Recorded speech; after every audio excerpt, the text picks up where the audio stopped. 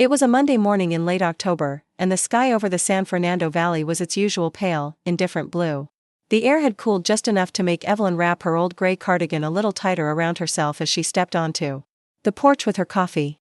She didn't see the paper right away, not until her eyes scanned past the terracotta planters and the wooden railings, down to the metal screen door. There it was. Folded, creased, and unmistakable. Notice to vacate. 30 days. Her hand trembled as she pulled it from the door. She didn't need to read the fine print. The heading was enough. In all her years living on this street, through earthquakes and recessions and mayors who came and went, Evelyn had never received something like this. She stood there a long moment, her coffee cooling in her hand, watching the neighborhood slowly stir to life. Across the street, Marta was helping her grandson into the back seat of a dusty SUV. Next door, Mr. Raymond was already tending to his roses, bent over like always, mumbling quietly to himself. Nothing about the world had changed, and yet everything had. The house on Hilmer Street wasn't just a roof over her head. It was her history. She'd moved in when she was 21, newly hired as a social worker with the county. She couldn't afford much, but Mr. Goldstein, the original owner, had taken a liking to her. He lived next door back then, a quiet, widowed man with a big heart and a soft spot for people who tried to do good. You treat this place like it's yours, he had said once, handing her a copy of a lease he'd typed on a typewriter. As long as I'm breathing, you've got a home. Later, he'd scrawled a note, almost like an addendum, stating she could remain there for life, even after his passing. She tucked that note into a folder along with pay stubs and letters and old photographs, not thinking much of it at the time. Mr. Goldstein passed away in 2007. The house was sold in a batch to a management company. But no one ever came knocking until now. The management company's name was sterile and forgettable, something like Sun Peak Residential Holdings. Evelyn had never met a single person from their office. Rent was automatically withdrawn. She never missed a payment. She never complained. She kept the garden neat, replaced her own faucets, painted the trim every other year, and now, some stranger behind a desk had decided it was time for her to go. She spent the next few days in a daze. She called the number on the notice, hoping there had been a mistake. Ma'am, the voice on the line said, the company is reclaiming the property for renovation and market rate adjustment. We're within our rights. But I've lived here over 30 years, you're a month-to-month tenant. Legally, that's all that matters. Click. Evelyn wasn't naive. She'd worked with families on the edge for decades, mothers navigating custody battles, seniors one missed payment from the street. She had always told them to fight when it was worth fighting. Now it was her turn. She gathered every document she could find. Old leases, handwritten notes, bank statements dating back to the Clinton administration, a Christmas card from Mr. Goldstein, with a photo of his dog on the line, to Evelyn, who's made this house a home. She remembered a former client, Alicia, who had once fought a crooked landlord and won. Alicia had filed a claim in small claims court and represented herself. Evelyn called her. You seriously want to go to court by yourself? Alicia asked, her voice incredulous. I don't have money for a lawyer. You have a story. I have the truth. The courtroom was smaller than she expected. Fluorescent lights hummed. Plastic chairs lined the back. Evelyn sat alone at a long wooden table, manila folders in front of her, while a young, well-dressed attorney from the management company flipped through his briefcase without looking at her. When the judge entered, everyone stood. He was younger than Evelyn expected, with a thinning hairline and a worn expression. Case 1187, Sun Peak Residential Holdings versus Evelyn Carter. The attorney stood. Your Honor, this is a straightforward eviction. The defendant is a month-to-month tenant who has failed to vacate the premises after proper notice. We are seeking a writ of possession. The judge turned to Evelyn. Do you have representation? No, Your Honor. Then please proceed with your defense. Evelyn stood slowly. Her voice shook at first. I've lived in that house since I was 21. The original owner, Ms. Carter, the judge interrupted, adjusting his glasses. We don't have time for stories. Please stick to the facts. She paused, but then, with a quiet breath, she said, with all due respect, Your Honor, my story is the facts. The silence that followed Evelyn's words was taut. The judge blinked. The attorney raised an eyebrow. Somewhere in the back row, someone shifted in their seat. But Evelyn didn't falter. She had spent her life helping others stand up for themselves. Now she had to do it for herself. I understand the need for procedure, Your Honor, she said, her voice steadier now, but I'm asking for 5 minutes. 5 minutes to explain why this house isn't just some address on a spreadsheet. I believe I have legal grounds to stay, and the documents I brought will show that. But to understand them, you need to know the story behind them. The judge hesitated. Then, with a resigned sigh, he nodded. 5 minutes. Then we moved to evidence. Evelyn opened her folder. Each document was placed in a clear plastic sleeve, labeled by year. Decades of her life, carefully preserved. She selected one, a faded lease agreement dated April 1991. Signed by Bernard Goldstein, the original owner. I moved into the house in 1991. Mr. Goldstein lived next door. I was just starting out as a social worker. My credit wasn't great, and I had no co-signer. But he said I reminded him of his niece, someone trying to do something useful with her life. He offered me a reduced rent on the condition that I'd maintain the property myself and treat it as if it were mine. The judge nodded slightly, scanning the lease she handed him in 1994. Evelyn continued, flipping through the folder. He added a handwritten note. Here, this one. She pulled out a yellowed piece of lined paper, dated and signed, in Bernard's unmistakable cursive. To whom it may concern, I, Bernard Goldstein, give Evelyn Carter permission to remain at 343 Hilmer Street for the duration of her life, so long as she maintains the home and pays agreed-upon rent. She is not a tenant, she is family. The judge held the note up to the light, eyebrows tightening as he read. The courtroom was quiet. The attorney from Simpeak stood abruptly. Your Honor, we contest the validity of this letter. It's informal, lacks notarization, it's signed, dated, and includes the address of the property. Evelyn interrupted, her voice gaining force. Mr. Goldstein told me more than once that this letter was his guarantee to me. He didn't trust lawyers. He trusted people. The judge raised a hand to quiet the room.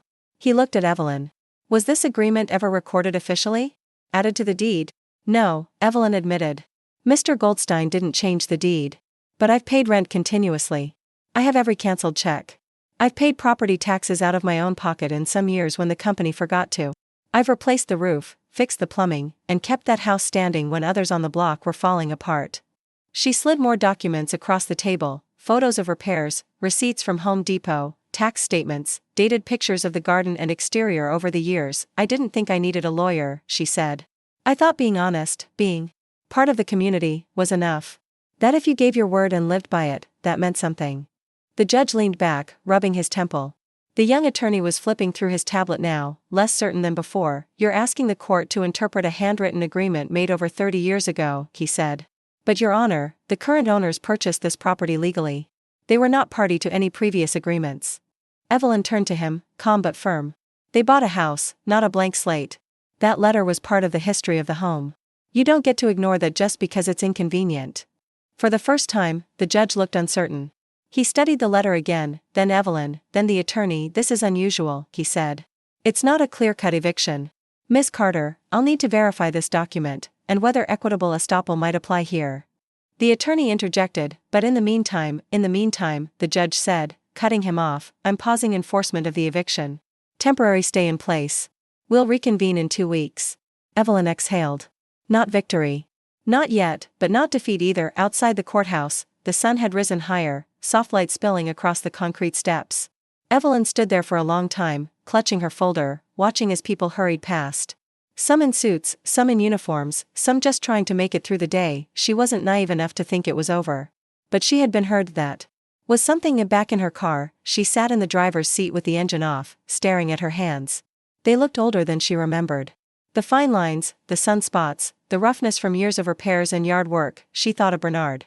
The letter. The garden she had planted when her mother died. The mural she helped the neighborhood kids paint on the fence after September 11th. The front porch where she'd read hundreds of case files, coffee in hand. She thought of everything this house had held. It wasn't a legal strategy. It was a life, and now, finally, someone had started to listen. The 2 weeks between court hearings crawled by, measured not in hours, but in quiet rituals and flickers of doubt. Evelyn woke each morning before sunrise, the way she always had, a habit forged in her years on the job, when home visits and court appearances began before the city even stretched its arms. But now, those early hours felt heavier. Coffee didn't taste the same. Even her small kitchen, with its checkered linoleum and sun-stained curtains, felt unsure of itself. She tried to stay occupied. She cleaned out drawers, sorted papers, made a list of every repair she'd done to the house. She called the city archives, asked about permits, searched public records for anything that might help prove the informal lifetime arrangement with Mr. Goldstein. Every night, she updated her notes, printing copies, organizing them into subfolders, rehearsing how she would explain each piece. But in between tasks, her mind wandered. What if they found the letter invalid? What if the judge changed his mind? What if the stay was lifted and the sheriff showed up with a notice and a lockbox? She tried not to imagine it, but the image pushed in anyway. The front porch emptied. The flower beds trampled. Her rocking chair left at the curb, stripped of its place in the shade. On the fifth day, a knock at the door startled her. She opened it cautiously, expecting a delivery or a city inspector.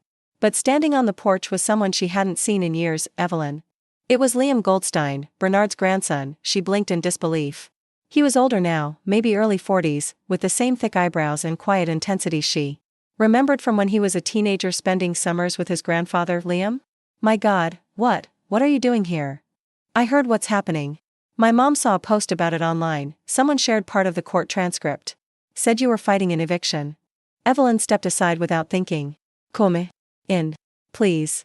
He walked in slowly, looking around the living room like someone returning to a dream they'd almost forgotten. Everything's still here, he said, eyes drifting over the family photos on the wall, some his grandfather had taken. Feels like I'm 12 again. They sat at the kitchen table, a pot of coffee between them. For a long time, neither spoke. Then Liam reached into his bag and pulled out a small folder. I think I can help, he said quietly. I was going through my grandfather's things last year. We finally decided to clear out his storage unit in Long Beach. I found this, a letter. An old will.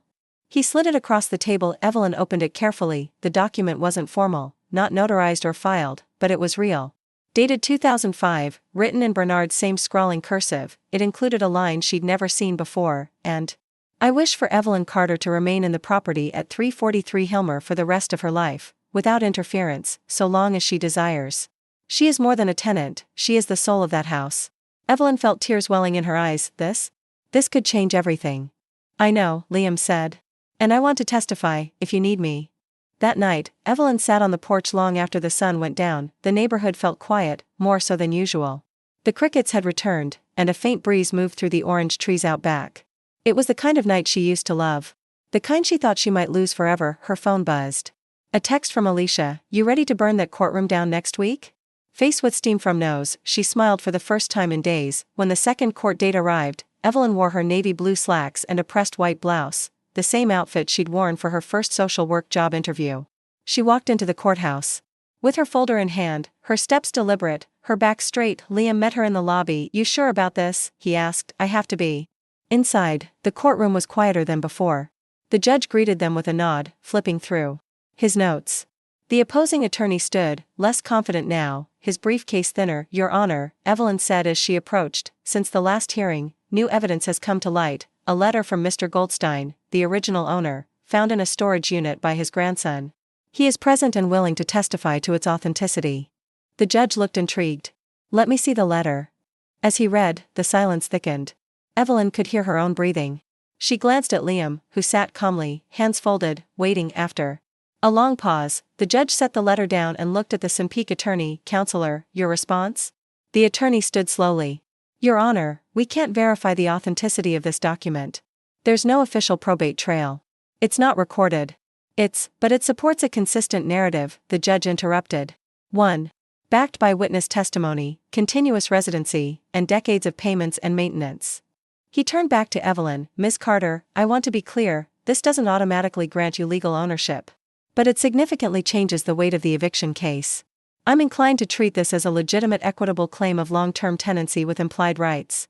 Evelyn said nothing, too afraid to hope just yet. I'm postponing judgment until I hear Mr. Goldstein's testimony under oath, the judge continued. But Ms. Carter, you've made your case stronger. Later, outside the courthouse, Liam turned to her. I don't know what will happen. But I'm proud of you. Evelyn looked at him, and for a moment, saw Bernard in his eyes. I'm not just doing this for me, she said. I'm doing it for every person who was told their life didn't matter because it wasn't typed on letterhead. He nodded, and for the record, she added with a small smile, stories do matter. Evelyn had lived her life avoiding the spotlight. She was more comfortable in the margins, behind the scenes, helping others piece their lives back together. But now, her story wasn't just being told. It was being watched. In the days following the second court appearance, word began to spread. A local tenant rights group shared a photo of Evelyn and Liam leaving the courthouse, along with a short caption, "Lifetime resident fights eviction with handwritten proof and decades of service. Justice, not paperwork, should decide her fate." The post went viral within a day. At first, Evelyn didn't even know it was Marta from across the street who knocked on her door the next morning, holding her phone up. "You're famous now," she said, laughing. "My cousin in Fresno sent me this. Told me, look at this brave woman. She reminds me of Tia Rosa." Evelyn stared at the screen, baffled. Her name was trending locally. There were comments, hundreds of them, people sharing similar stories, praising her courage, offering legal advice, and asking how they could help. "I didn't ask for this," Evelyn said, handing the phone back. "I just want to stay in my home." Marta put a hand on her shoulder. "Sometimes, Evelyn, that's how movements start." The next morning, 2 reporters knocked on her door, one from a small neighborhood newsletter, the other from a larger city outlet. Evelyn stood in the doorway, reluctant. But after a moment, she stepped outside. "If I'm going to tell it," she said, "I want to tell it right." They sat on her porch for nearly an hour. Evelyn spoke slowly, carefully, weaving together the history of the house, how Bernard had mentored her, how the garden out front was planted the year her father died, how the creaky floorboards by the kitchen were worn from her pacing during late-night calls with clients in crisis. She didn't dramatize. She didn't perform. She simply remembered. The journalist from the city outlet, a quiet young woman named Dana, didn't take notes the first 15 minutes. She just listened. "You speak like a social worker," she said eventually. Evelyn smiled.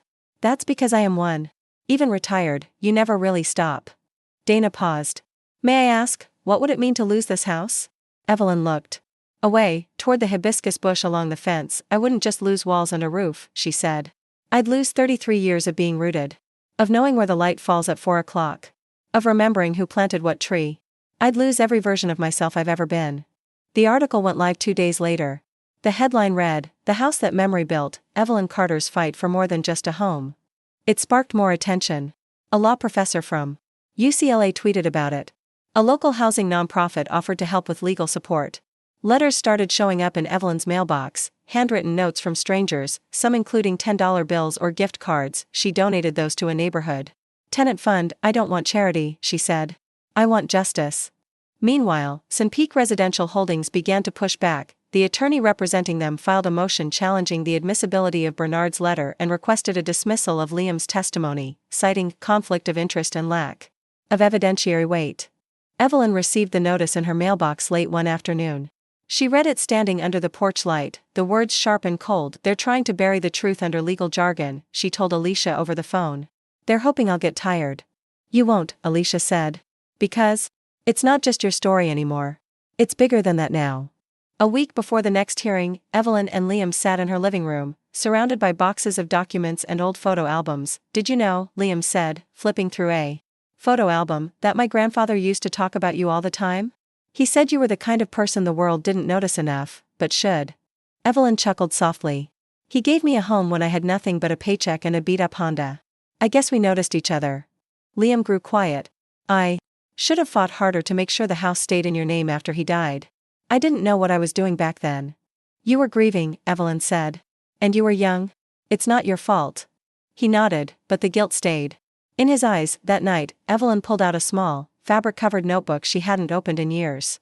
It was full of handwritten reflections, many written in the kitchen late at night, stories about clients, fragments of conversations, lessons she didn't want to forget. She opened to one dated August 12, 2003. "Sometimes, people don't need saving, they just need someone to remember their name and look them in the eye. That's what makes them feel real again." She closed the book gently, then looked around the house, her house, as if seeing it through Bernard's eyes, through the eyes of the community, the judge, the journalists, and the people who had read her story online. She had always believed in human dignity. Now, for once, she would let herself believe in her own. The morning of the third hearing began like any other, sun bleeding slowly through the curtains, kettle boiling, birdsong layering with the far-off sound of traffic. But Evelyn's stomach twisted as she dressed. The blouse she ironed the night before didn't quite sit right on her shoulders. She hadn't slept well outside. Her porch had become something of a landmark. A laminated copy of the City Chronicle article was taped to her gate by someone she didn't know. Someone had planted a small bunch of daisies in the flower bed. A pink post-it on her mailbox read, in shaky handwriting, "We believe you." Evelyn removed it gently and slid it into her purse, but even encouragement could feel like pressure. Inside the courtroom, the mood had shifted. More people filled the gallery today, tenant organizers, law students, and a handful of reporters. Alicia was there too, seated right up front, nodding as Evelyn entered. Liam stood behind her, steady as always. "Ready?" he whispered. "No," Evelyn said truthfully. "But I'm going anyway." When the judge entered, the room quieted immediately. He looked tired, as if he too had been living inside this case longer than expected. Calling case 1187, Sunpeak Residential Holdings versus Evelyn Carter. The Sunpeak attorney rose briskly. Your Honor, we are here to address the admissibility of the so-called testamentary letter presented in the previous hearing, and to argue that Mr. Goldstein's testimony constitutes hearsay and lacks independent verification. Before the judge could respond, Evelyn stepped forward. Your Honor, I understand the legal challenge, she said. But I'd like to call a witness, someone who worked with Mr. Goldstein and can speak to his intentions directly. The judge raised an eyebrow. You've secured additional testimony? Yes, sir. The back door opened, and in walked Clarice Mendoza, former property manager for Bernard Goldstein, now retired. A woman in her late 60s, with silver hair pinned neatly, and a voice that carried the weight of both patience and steel. She took the stand, swore in, and looked directly at the judge. I worked for Mr. Goldstein for over 12 years. She said. Handled tenant records, repairs, and rent collection. And I remember when he told me about Ms. Carter's arrangement. He said, and I quote, that girl's going to outlive all of us, and as far as I'm concerned, she has earned the keys. She paused. He had no children. No heirs, apart from his grandson. But he always referred to Evelyn as family. The judge leaned forward. Do you recall any documents to that effect? I typed the first lease myself, Clarice said. And I saw the handwritten note years later. Bernard asked me to keep a copy. I might still have it, I'd need to check my files. The attorney from Sunpeak looked flustered. Objection, Your Honor. This is all anecdotal, objection noted, the judge replied. But I will allow the testimony to remain on record. During recess, Evelyn stood outside with Clarice, the autumn light catching in the older woman's glasses. You came all the way from Bakersfield, Evelyn said, stunned. I owed it to Bernard, Clarice replied. And to you. What's happening here isn't right. Evelyn blinked against the sun. Thank you. Clarice touched her arm gently. This fight you're in? It's reminding people what a home really means. Don't let them wear you down. But wearing down was already happening. That night, back home, Evelyn found a note taped to her back gate. It wasn't encouraging this time. Stop making a scene. You're embarrassing the neighborhood. No name. Just the message. Sloppy handwriting. She stared at it for a long time before taking it down. Inside, she found her hands shaking. She turned off the lights, pulled the curtains, locked every door. Fear was unfamiliar, not from the case, but from the attention. From being known. From being seen by the wrong people. She didn't sleep that night. When morning came, her eyes felt gritty and raw. The weekend, she was behind on emails and calls. Journalists wanted updates. A podcast producer had reached out. A local council member's aide left a voicemail offering a private meeting. Liam called twice, then stopped. She didn't respond. Instead, she sat at the kitchen table with a yellow legal pad and made a list. Not of what to do, but of what she was afraid of, being forced out, losing credibility in court, having the past misunderstood, becoming a symbol instead of a person, being remembered for her eviction. Not her life. She stared at the list for a long time. Then she flipped the page and wrote something else. No one gets to define me but me. Late Sunday evening, there was another knock at the door. This time, it was Marta. You okay? She asked softly. Evelyn hesitated. I'm tired. Of course you are. You've been fighting giants. Marta handed her a Tupperware container of arroz con pollo. I made extra. And I've been thinking, maybe we organize something. A neighborhood letter of support. People could sign it. Something formal you can bring to court. Evelyn's eyes welled up. You'd do that? Of course. You were the first person to welcome me when we moved here. You lent me your lawnmower. You helped my brother apply for aid when he lost his job. Evelyn held the container close, feeling its warmth. I forgot how good it feels to be helped. Marta smiled. Even strong people need soft landings. That night, Evelyn ate dinner on the porch, her rocking chair creaking softly beneath her. The street was quiet. The garden was beginning to wilt with the season, but the scent of basil still lingered faintly in the air. She looked at the house, the chipped paint, the crooked mailbox, the crack in the stucco near the back door, and saw not just a home, but a record of endurance. The court case wasn't over. Sunpeak would come harder next time. The media would keep circling. The pressure wouldn't stop, but for tonight, she allowed herself something rare, a peace. It had been a week since Clarice testified, and the next hearing was still days away. Evelyn was trying to keep herself occupied, repainting the front porch railings, resealing the kitchen sink, weeding the garden between cups of coffee, and restless pacing. But something had shifted. The neighborhood felt more alert, like it was watching itself through her eyes now. Marta had followed through with the support letter. Over 40 residents had signed it within 2 days. The document was now tucked safely in Evelyn's folder, behind her lease agreements and Bernard's letters. Still, she couldn't shake the tension in her chest. The fear that something, anything, could unravel at all. It was just past noon when the doorbell rang. Evelyn opened the door to find a man and woman on the porch. Mid-30s, professionally dressed. The woman wore a blazer over a lavender blouse. The man had a messenger bag slung across his chest. Both held clipboards. They looked familiar, but Evelyn couldn't place them. Miss Carter? The woman asked. We're with the Office of Housing Compliance. May we speak with you for a moment? Evelyn blinked. Are you with the city? The man nodded. Yes, ma'am.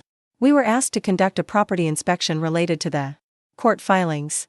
Just routine. We're reviewing claims tied to long-term tenancy disputes. May we come in? Evelyn hesitated, then stepped aside. Of course. They moved through the house slowly, taking notes. Evelyn followed them, watching carefully as they opened cabinets, photographed plumbing, measured windows. You've made a lot of improvements yourself, the woman noted. I've never waited on landlords, Evelyn replied. They didn't come around, and the house needed care. The man crouched beneath the sink. Did you pull permits for the roof repair? No, Evelyn admitted. I didn't know I needed one. I paid for it myself after the winter storms in '08.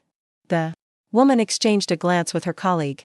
Evelyn's stomach twisted again. I'm not trying to be difficult, she added quickly. I didn't think I had to document every nail I hammered. The woman softened. It's okay, Miss Carter. We're not here to penalize you. We're trying to verify that your claims match the property records. And, she hesitated, there's something else we'd like to ask. Evelyn raised an eyebrow. Go on. The man cleared his throat.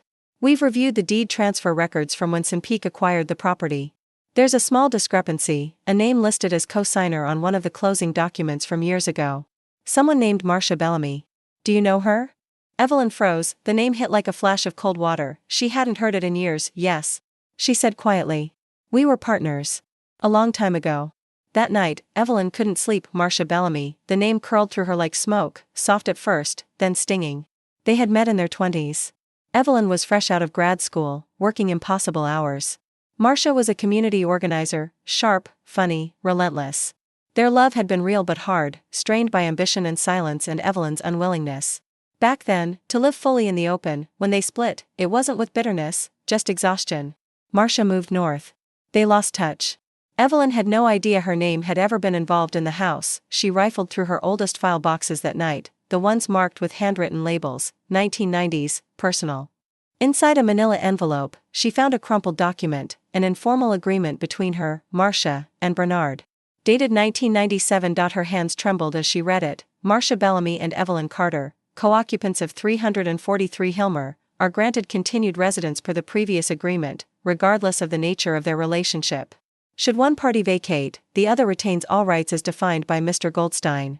It was signed by all three. Evelyn sat back slowly. The house had been theirs once. The next morning, she called the Housing Compliance Office and left a message, offering to provide the document. Then, without overthinking, she found an old number. Marcia's, scribbled in an address book she hadn't touched in over a decade. She dialed. It rang 5 times, then a voice answered, hello? Evelyn swallowed. Marcia? A pause. Then a breath that carried years. Evelyn? They agreed to meet at a cafe downtown, halfway between Marcia's apartment and the courthouse. The moment Evelyn saw her, it was like the years telescoped inward. Marcia's hair was streaked with gray now, but her posture was the same, self-assured, chin slightly tilted upward. They sat by the window, neither knowing quite where to start. I didn't know my name was still on anything, Marcia said after a long silence. I thought everything was under your name after I moved out. I didn't either, Evelyn said. But here we are. Marcia studied her. You've become known. Evelyn laughed, dry and low. Not by choice. Marcia smiled faintly. You always did believe in the long game. They spoke for nearly an hour. Marcia offered to write a statement, affirming the document and Bernard's original intention, that the house belonged to Evelyn alone after she moved out. I want to help, she said simply. That house was a home because of you. Evelyn felt her eyes sting. Thank you. Before they parted, Marcia reached into her coat and handed over a small photograph, the two of them in the garden, circa 1996. Arms around each other, soil on their hands, sun on their faces. I found this in a box, Marcia said. Figured you should have it.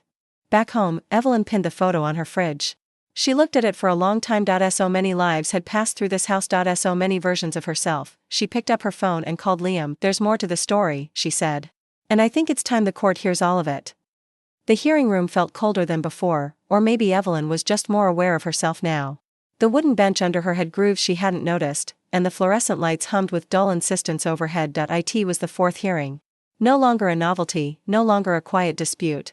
The room was more crowded now, not just tenant rights groups, but reporters, city officials, even a pair of curious law students scribbling notes on legal pads. Alicia was there. Liam sat beside her, hands clasped, eyes sharp, and this time, Evelyn had brought more than just her folder, she had brought everything. When the judge called the case, the Sunpeak attorney stood first, trying once again to narrow the issue. Your Honor, the defense continues to muddy what is, at its core, a procedural matter. The defendant's occupancy was never codified in the deed. The alleged lifetime residency agreement is informal, expired upon the property's transfer, and unenforceable under current housing law. The judge turned to Evelyn. Miss Carter, do you wish to respond? Evelyn stood. She wore her simplest outfit, charcoal slacks, soft black sweater, but her presence filled the room. Yes, Your Honor. I would. The judge gestured. Go ahead. Evelyn took a breath. I'd like to submit 2 pieces of evidence and a witness statement. One is a document from 1997, signed by myself, Bernard Goldstein, and a third party. The other is a photograph and a written statement by that third party, verifying the authenticity of the agreement and Bernard's intentions. I'd also like to speak briefly, not just about documents, but about what they mean. She handed the papers to the bailiff. The judge began reading. The courtroom fell still. The 1997 agreement, discovered only days earlier, added significant legal weight.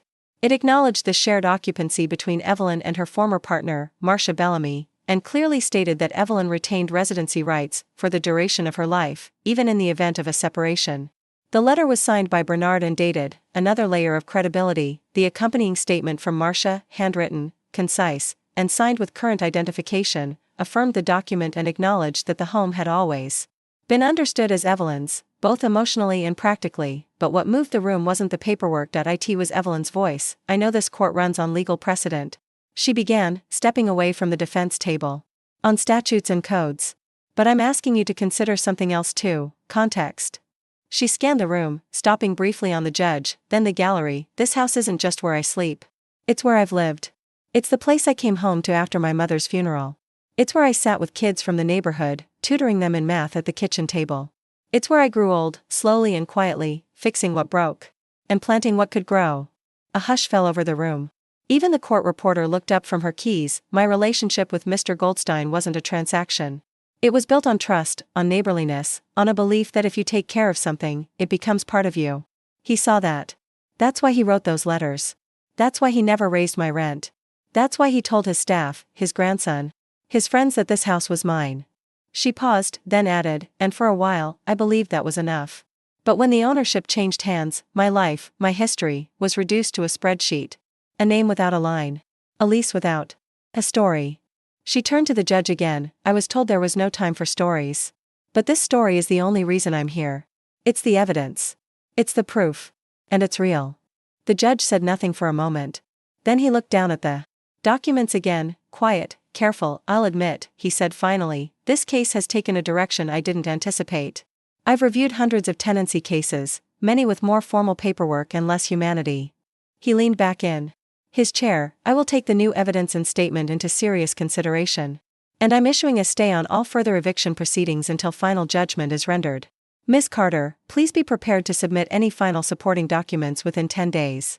He turned to the attorney from Sunpeak. Counselor, I suggest you begin considering the optics, and the ethics, of pursuing this case further.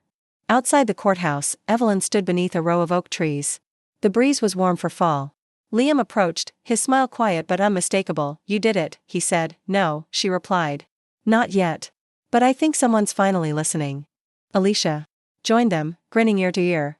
That room went silent, Evelyn. I mean, you cracked it open. I just told the truth. That's all it ever takes, Alicia said. The problem is people don't always know how to listen. That evening, Evelyn sat on her porch once more, but this time, with a folder tucked away and her feet up. The fear was still there, but softer now. Distant, across the street, Marta waved from her driveway. A car passed slowly, then honked. In support, the community hadn't just heard her. It had echoed her. Her home was no longer just a private place. It had become part of something bigger, a quiet rebellion against erasure. A testament that a life, well lived and honestly told, could still hold power in rooms built for procedure.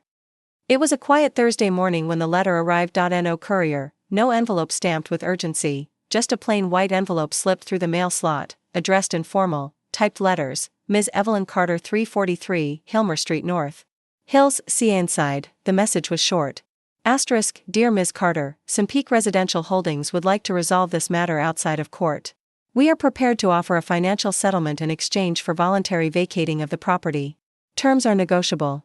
Our goal is to avoid further proceedings. Respectfully, Legal Counsel, Simpeak Holdings. Asterisk, no amount listed. No contact name. Just a veiled olive branch, or a carefully concealed dagger. Evelyn held the letter in her lap for a long time. Sunlight streamed through the window, catching on the dust in the air. Outside, the bougainvillea vines had just started to bloom again, defiantly pink against the fading green fence. They were offering to make her leave quietly. No more court. No more hearings. Just, go. It wasn't unexpected. Liam had warned her they might try this route, a payoff instead of a judgment. They weren't confident they'd win anymore, but they also didn't want to set a precedent, a tenant winning on the basis of memory, of moral contract, of story. She called Alicia. First, they're offering you a check to go away, Alicia said flatly. Typical. What would you do? I'm not you, Alicia replied. But I know this, you've already won the public. They're hoping you'll trade your story for silence. Evelyn fell quiet. What if I'm tired, Alicia? What if I want peace? You deserve peace. But only if you can live with how you got it. Later that day, she sat with Liam in her living room. The late sun cast long gold lines across the floor. The air was still. They're scared, Liam said after reading the letter. I know. They're scared because you showed the system what it missed. And if the judge rules in your favor, it could ripple far beyond this neighborhood. Evelyn nodded, but her gaze was far away. I don't want to be a symbol, she said. You don't have to be. But you already are. That evening, Evelyn went through her folder one more time. The leases. The receipts. The letters. The photo Marcia gave her. The signed statement from Clarice. The community petition with 43 names, neighbors who had lived beside her, borrowed her tools, eaten her cooking. Then she found something she hadn't looked at in weeks, a folded sheet of lined paper, the original handwritten note from Bernard, brittle at the edges. She is not a tenant, she is family. The next morning, Evelyn called the number on the letter. A receptionist answered. Transferred her. A woman picked up, clipped voice, practiced warmth. This is Simpeak Legal. This is Evelyn Carter. A pause. Then, Ms. Carter. Did you receive our letter? I did. Excellent. We're open to negotiation. We believe we can reach a solution beneficial to both parties. Our clients are willing to be generous. I'm not interested in money, Evelyn said. Silence. I'm interested in staying in my home. Miss Carter, the woman replied slowly, you must understand this isn't personal. It's just business. Properties transition. We believe. We've made a fair offer. No, Evelyn said. You've made a convenient offer. She could hear the woman typing. Would you be willing to sign a confidentiality agreement in exchange for a higher amount? Evelyn laughed, quietly, without joy. I've spent months proving that stories matter, she said. I won't sign one away now. That afternoon, Liam came by with groceries. She said no, Evelyn told him, handing him the letter. He smiled. Of course you did. But later that night, alone in bed, Evelyn allowed herself to feel the weight of what she'd turned down, not the money, but the escape. The exit ramp. The chance to close the curtain and disappear. Instead, she had chosen the harder path. Again, the next day, her phone rang again, but it wasn't legal counsel. It was Dana, the young journalist who had interviewed her weeks before. I've been following your case, she said. I know Simpeak tried to settle. How do you know that? Someone leaked a memo. We're preparing a follow-up story. But we want to ask, are you still planning to take the case through final judgment? Evelyn hesitated, then, yes. Do you want to say why? Evelyn's answer came without pause, because I was told my story didn't matter. That we didn't have time for it. But I've spent 33 years proving otherwise. If I leave now, I'm telling everyone like me, the teachers, nurses, single moms, the people who pay on time and stay invisible, that we only count when it's convenient. There was silence on the line. Then Dana's quiet voice, thank you. That night, Evelyn watched the sky darken over Hilmer Street. The porch light flickered on by itself, as it had for years, a timer she installed herself. During a long winter when the evenings came too fast, she stood at the edge of the porch, looking out across the neighborhood, her neighborhood. Simpeak had made its offer, she had made her choice, and now, win or lose, the fight would be finished on her terms. By the end of November, the court date was set, December 3rd, the final hearing. The day judgment would be rendered. The day Evelyn's story would be ruled on like evidence in a lab, admissible or not, valid or void, truth or excess, she circled the date on the calendar in red ink. Not to remember it, she couldn't forget it if she tried, but to mark the weight of it. Like circling the anniversary of a loss. Or a rebirth, the days leading up to the hearing were a blur of phone calls, paperwork, and quiet conversations. A second tenant advocacy group asked to attend the hearing as observers. A student from Loyola Law School reached out to ask if they could use Evelyn's case in their housing law seminar. Liam came by twice a day, once with groceries, once just to sit with her. They've already lost in the court of public opinion, he said, sipping tea on her porch. They're clinging to procedure now. Procedure's got a hell of a grip, Evelyn replied. Still, she felt stronger than she had in months. The fear was still there, yes, a dull hum under her ribs. But she'd carried fear before. She knew how to walk with it. 3 days before the hearing, she received a letter in the mail, handwritten, shaky, with no return address. Ms. Carter, I'm 81. I've been living in the same apartment since 1979. They raised my rent 6 times in the last 2 years. I watched your story on the news. I cried because someone was finally saying the things we whisper to each other in elevators. Thank you. Don't let them erase you. Don't let them erase us. J.M. Evelyn folded the letter carefully and placed it in the folder with the rest of her documents. It wasn't evidence in the legal sense, but it was proof of something far deeper. The night before the hearing, she couldn't sleep. She sat on the floor of her living room surrounded by paper, every receipt, every letter, every photo and note and signed affidavit. It was all there. It all meant something, and yet, what if it wasn't enough? She pulled open the bottom drawer of the side table and retrieved a small wooden box. Inside was something she hadn't touched in over a decade, the spare key Bernard had given her in 1991. It still had the old red plastic tag labeled 343E. She turned it in her fingers. Back then, it had felt symbolic. A gesture of trust. A door that would always open to her. She had never needed it. She had her own copy, but she had kept it, and tonight, holding it, she realized why.it wasn't just a key to a house. It was a promise. The morning of the hearing, Evelyn woke early. She dressed in navy and gray, calm, professional, grounded. She braided her hair the way her mother used to. On the kitchen counter, she left a note, if this house outlasts me, let it remember that I tried. Then she picked up the folder, the key, and her courage, and stepped into the day. The courthouse was full before she arrived. The gallery had filled with supporters, neighbors, activists, journalists. Some held signs. Most just waited quietly, with that reverent hush reserved for funerals or historic decisions. Alicia found her in the hallway. They're rattled, she whispered. Word is, they've prepped 3 versions of their closing argument. Evelyn exhaled. Let's hope they pick the one with a conscience. Inside the courtroom, Liam sat beside her. He squeezed her hand once, gently, then let go. The judge entered. Everyone rose. Case 1187, the clerk announced. Final hearing. Sunpeak Residential Holdings versus Evelyn Carter. The judge's voice was calm, but firm. We will hear closing arguments. Then I will issue a ruling. Miss Carter, you may begin. Evelyn stood. Her voice, when it came, was steady, but not rehearsed. Your Honor, she said, this isn't a story about a loophole. Or a clerical error. Or a tenant clinging to something that doesn't belong to her. She paused. It's a story about promises. About how a man named Bernard Goldstein looked me in the eye and said, this is your home. And how I built a life around that promise. She opened her folder. Pulled out the lease. The note. The photo. The statement.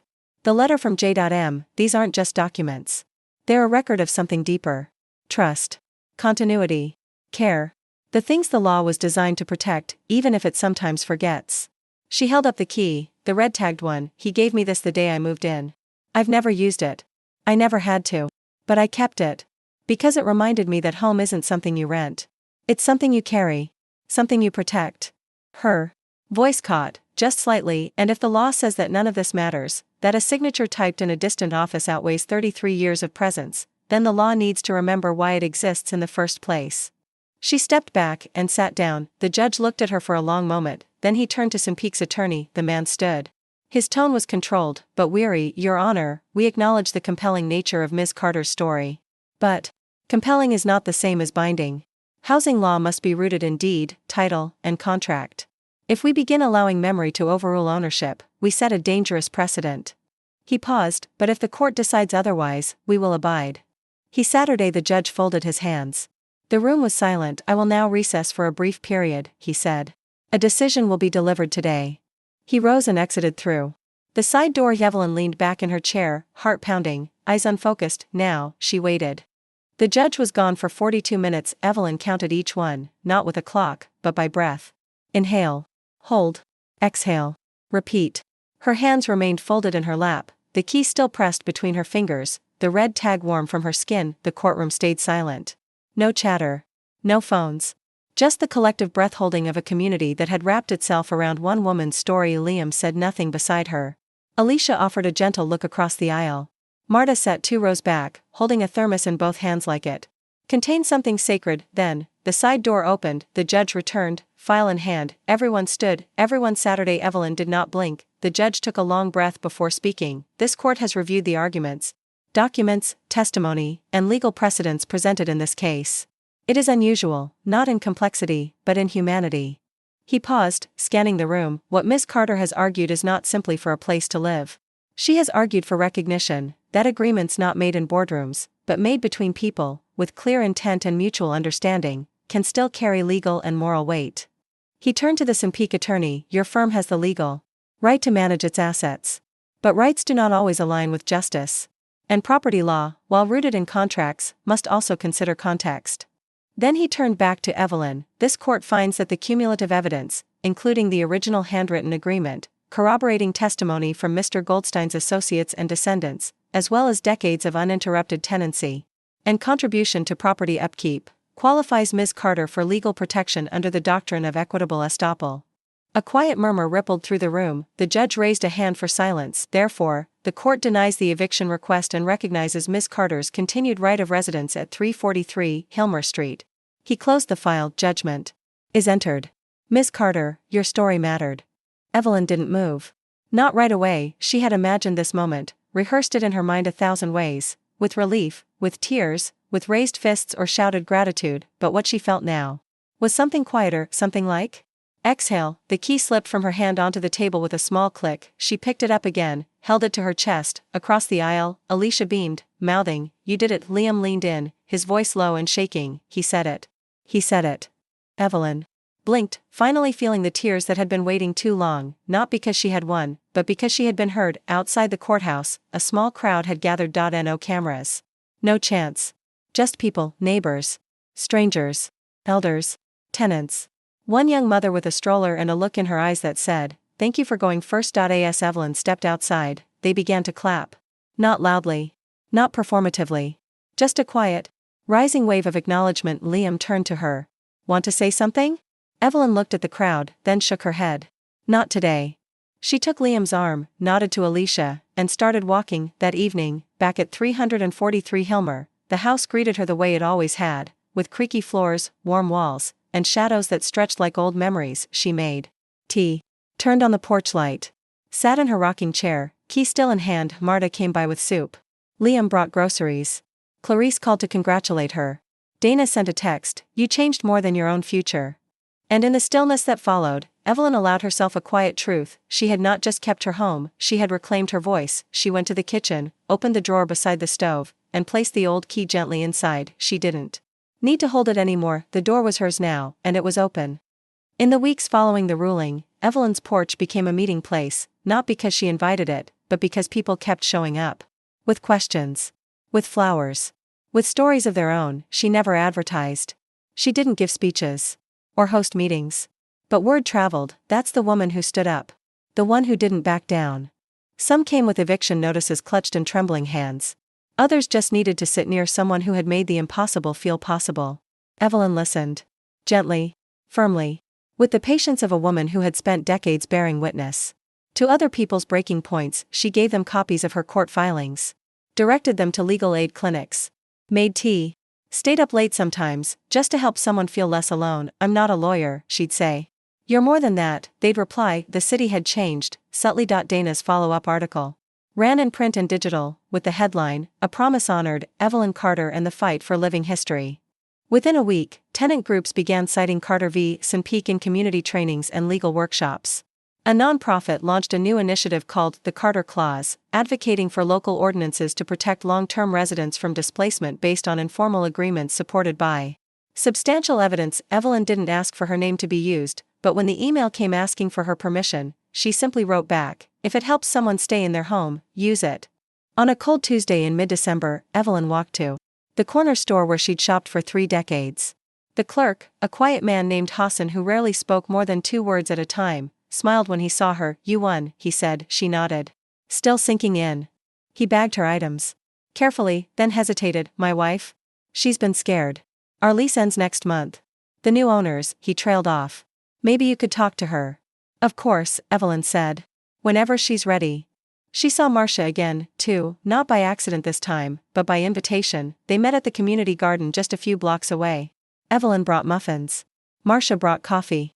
They sat on a bench beneath a jacaranda tree that had just started to lose its lavender petals. "Feels like time just looped back," Marcia said, smiling. "We used to dream about planting a fig tree," Evelyn replied. "You said figs were too fragile for this soil." "You were right," Evelyn said. "Some things take longer to take root." Marcia grew quiet. "I'm proud of you, you know. Not just for staying, for speaking." Evelyn looked down at her hands, the soft creases deepening with age. "I didn't know I could still matter like that." "You always did," Marcia said. "Now other people know, too." Back at home, Evelyn began writing again, not for court. Not for defense, for memory. She bought a fresh notebook, covered in soft fabric, and titled the first page, "What We Keep." Each day, she wrote a small story, 1 page, no more, about the house. About the neighbors who passed through it. About the afternoon she painted the living room yellow because the grief was too loud. About the time Bernard knocked on her door just to hand her a ripe tomato from his garden. Sometimes she wrote about her clients from the past, the teenage mother who got clean, the veteran who finally got housing, the child who used to leave drawings in her mailbox. Sometimes, she wrote about herself, and as she did, the house shifted around her, not in form, but in feeling. It no longer felt like something she had to defend. It felt like something she was growing into again. One morning, weeks after the ruling, Evelyn received another letter, this time from the judge, typed. Signed. Personal. "Ms. Carter, I've presided over hundreds of housing cases. Very few remain with me. Yours will. Thank you for reminding this courtroom that justice is not sterile. That memory is a kind of evidence. That dignity can reside in documents, but also in silence. In consistency, in care. You didn't just change your outcome. You widened the lens for all of us. With respect, Honorable Garrett Rhodes." She folded the letter slowly, her eyes glassy with the kind of gratitude that doesn't need applause. On Christmas Eve, Evelyn stood at her kitchen window and watched the neighborhood lights flicker on, one by one. Marta's grandson was stringing lights over the garage. Mr. Raymond was back to mumbling to his roses. Liam was setting a folding table in his front yard for their shared dinner later. Everything looked ordinary, and that, she thought, was the point. Not triumph, not fanfare, just the return of the ordinary, made sacred by the fact that it almost disappeared. She reached into the drawer and held the key again, the one with the red tag, but this time, she didn't grip it for strength. She held it the way one holds a photograph. Or a leaf pressed between pages. Not because it opens a door, but because it reminds you that you belong inside. The first rain of the new year came in softly, before dawn.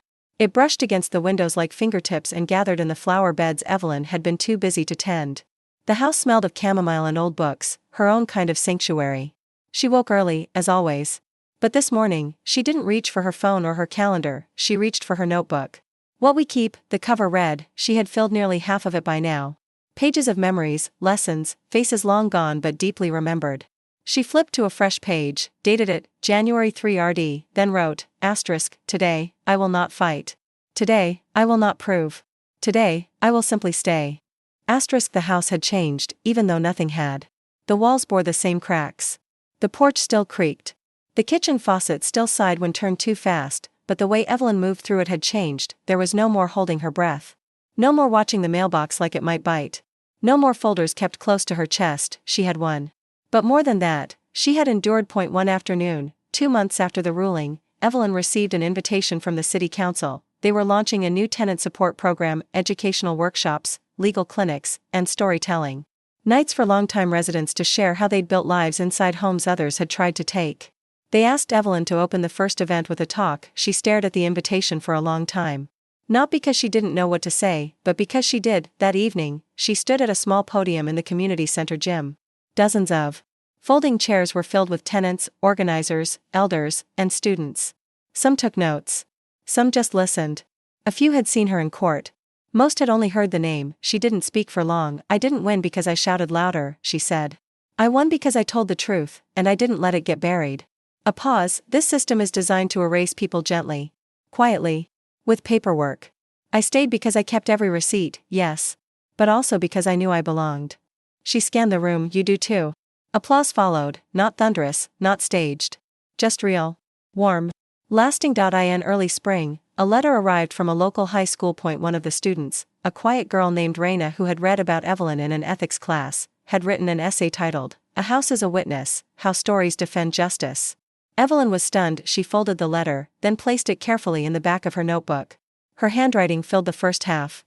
Raina's letter would start the second. One bright Sunday morning, Evelyn hosted a small gathering on her front lawn.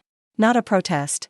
Not a campaign, just food. She set out a table with lemonade and sweetbread. Marta brought tamales. Liam brought folding chairs. Even Marcia came, quieter this time, more herself than Evelyn had seen her in years. Children ran through the yard, chasing bubbles. A neighbor brought a guitar. People came and went. And at one point, Evelyn looked around and saw what she had been trying to explain all along. This wasn't just a house. It was a living archive. Of resilience. Of community. Of truth kept in muscle memory and moss and squeaky floorboards. Later that night, Evelyn walked barefoot through the garden. The air was thick with jasmine. She bent to pull a weed and found something unexpected, a small metal object half buried in the soil. She dusted it off. It was a rusted old key, not hers. Not Bernard's, maybe lost by a child long ago, maybe from another time entirely. She smiled and tucked it in her palm. Some keys opened doors, some reminded you the door was already open. And back inside, she sat down at the table, opened her notebook, and wrote the final entry on the last page. Asterisk. I did not leave. I was not erased. I am still here. And that matters. Star.